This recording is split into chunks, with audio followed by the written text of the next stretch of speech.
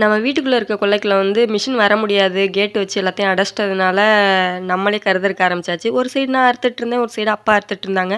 அப்புறம் இன்னைக்கு உங்களுக்கு முக்கியமான ஒரு அட்வைஸ் குடுக்க போறேன். யாராவது கரண்ட்ல கை வைக்கிறதுனா பார்த்து வைங்க.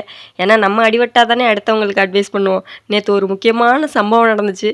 சாப்பிட்டு முடிச்சுட்டு கூட்டலாம்னு தான் போனேன். தெரியாம அந்த டிவி வயர் வந்து பக்கத்துல பட்டிருக்கும் போல இருக்கு கையில. தூக்கி அடிச்சு சவத்துல அடிச்சு விழுந்தவங்க தாங்க. ஒரு நிமிஷம் சோலியே முடிஞ்சு போச்சுன்னு நினச்சுவிட்டேன். அப்புறம் ஏன் இங்கே வந்து நிற்கிறேன்னு பார்க்குறீங்களா? இந்த செவத்துல தாங்க அடிபட்டு விழுந்தேன். எல்லாரும் கேர்ஃபுல்லாக இருந்துக்குங்க. பார்த்து பத்திரமா வேலை செய்யுங்க. அப்புறம் என்ன விடிய காலையில் எந்திரிச்சு வந்து பார்த்தேன். கை கொஞ்சம் மரமரன்னு இருந்ததுனால நம்ம அறுக்க போகல. அப்பாவே அறுத்துக்கிட்டு இருந்தாங்க. நானும் 4 செடி அறுத்து தான் பார்த்தேன். கையை கொஞ்சம் பிடிச்சி அறுக்க முடியல. அதோட வீட்டுக்கு வந்துட்டு சமையல் வேலையில ஆரம்பிச்சாச்சு. அப்புறம் கொஞ்சம் நேரம் ரெஸ்ட் எடுத்துட்டு இன்னைக்கு ஒரே தூக்கமாக வந்துச்சு. எங்கள் அப்பாவும் ரெஸ்ட் எடு பரவாயில்ல பரவாயில்லன்னு சொல்லி விட்டாங்க. அப்புறம் மதியான நேரத்தில் எந்திரிச்சு நேற்று ஊறுகாய் காயப்பட்டதை எடுக்க மறந்துட்டேன். சரி இன்னைக்காவது எடுத்து வைப்போம் அப்படின்னு சொல்லிட்டு அதை தான் எடுத்து வச்சுட்டு இருந்தேன். பாய்.